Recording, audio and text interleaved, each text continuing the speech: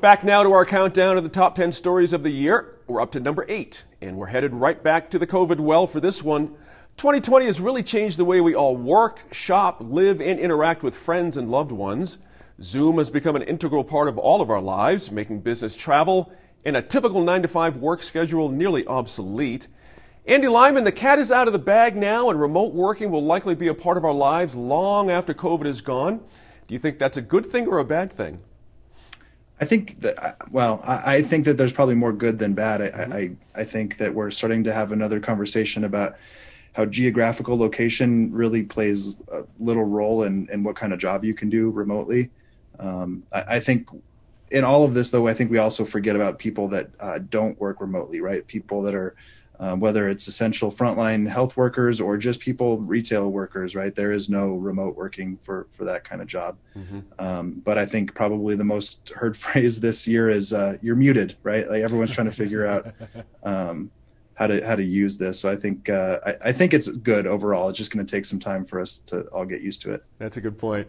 Hey, Julianne, people crave interaction. It's just, part of what we do as beings, and folks have come up with lots of innovative ways to use technology to try and, fill those gaps, but it's not the same by any stretch. I mean, nobody would ever propose that. How do you think it affects our overall productivity in the stories we tell? What's your sense of that? Well, I think for storytelling, there are some, benefits, and there are some detractors to this new way of communication. I mean, when you have time to work on a story and you have people who are willing to let you into their lives, the very best thing to do is to be with them. We always prefer to do physical in-person interviews and talk to people and look at them and, kind of see and hear and smell things. And that is all changed. And so we're doing a lot of journalism over Zoom. We're trying to make podcasts using, people's iPhones and asking them to go into their closets to talk to us so that the sound is a little bit better. And so, that's definitely a change. But, on the other side of things, I think that there are some agencies and there are some people with stories that need to be told that are able to utilize these remote broadcast functions in a way that previously was only accessible to teams like your fine team at PBS. Now the Forest Service can set up an iPhone in a hotel ballroom, and every night they can talk to people in a community about a forest fire that is affecting their daily lives. And that's not a hypothetical, rhetorical example. That's what happened in Santa Fe this summer. And so you had 300 or 400 people watching the firefighters every night talk about what was happening on the ground and why we were seeing more smoke or less smoke and whether we were in danger. And previously, the journalists would be driving up to the National Forest to stand in the wind while the county manager was at a podium with a couple of note cards, and that would be the extent of the information. So I think that there's kind of two ways in which the storytelling has gotten a little bit more challenging, but also has really opened up in new ways. It's an excellent example, though. That's a really terrific example of how things have changed. Dan, Balloon Fiesta, State Fair, Indian Market, the list goes on and on of things that, events that went virtual in 2020. But I'm curious, maybe you guys can all get in on this one. I'm curious what some of the best examples you've seen of creative attempts to recreate these uniquely New Mexico deals online. I know it's sort of an unfair question to pop on you, but have you seen anything that really makes you go, wow, they really did a good job with this if we can't be all together? This is not so bad.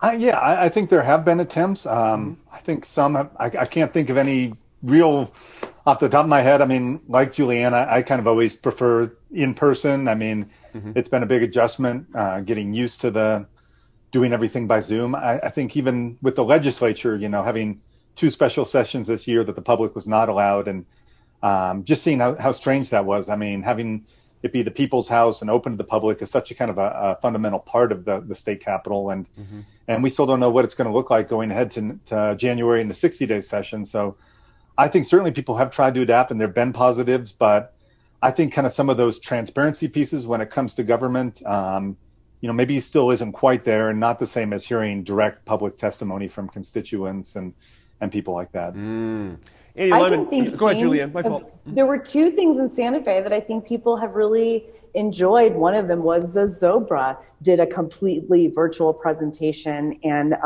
those of us who don't like to crowd out onto the baseball field with 10,000 of our closest friends maybe got a view of Zozobra that we didn't get before. And then just right after Thanksgiving, we did the Plaza lighting. Same thing, big event people usually go to. They did it online. It was beautiful. People actually watched it. So, you know, I think there's more buy-in than maybe you would think. Sure, no, that's a fair point. Jessica, what have you seen out there that makes you sort of go, hey, those guys got their arms around this thing for a remote situation?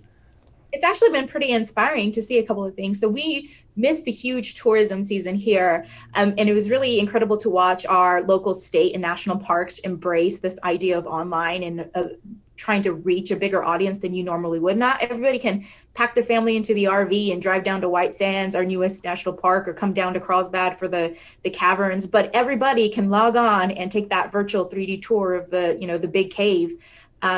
It's an incredible experience.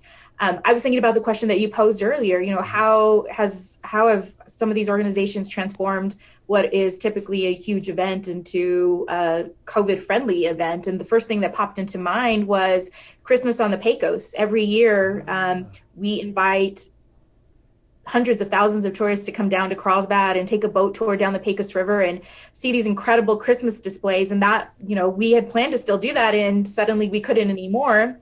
And the idea was, you know, let's take a drone up above the Pecos River, record everything, give everyone a front row seat to this view, and put it up online and share it that way. And, you know, we don't get the revenue from that, but we still get the interest. And I think they saw it as an opportunity to continue to invest in getting the word out about these incredible events in New Mexico that not everybody gets to attend. Good point there. Andy, you know, if you want to pick up on Dan's point about the legislature, love to hear your thoughts on that too. But I'm also curious about, we joke a little bit around here about the amount of kids that run into the frame when we're doing Zoom interviews and how one deals with family and such like that. It's actually kind of funny. What's your thought there? Yeah, actually, I mean, it's appropriate we're talking about this now because I've been having to sort of ride my mute button. It's not so much kids. I have two kids that often cause that problem, but also dogs, right? Yeah. You know, and if I put them outside or shut the door, it's like they make more noise, and it's you know, pets don't understand why you're not paying attention to them and talking into a screen necessarily. But to your other point about the legislature, I think we're just going to have to wait and see. I think Dan covered a lot of it already, but to see what it is going to be accepted, and then of course there's always going to be opponents and critics of how it gets done. That's right. To sort of ride that line of enough public access for people to participate in their government, but then also keep those people safe. Good points. Glad you got that in there.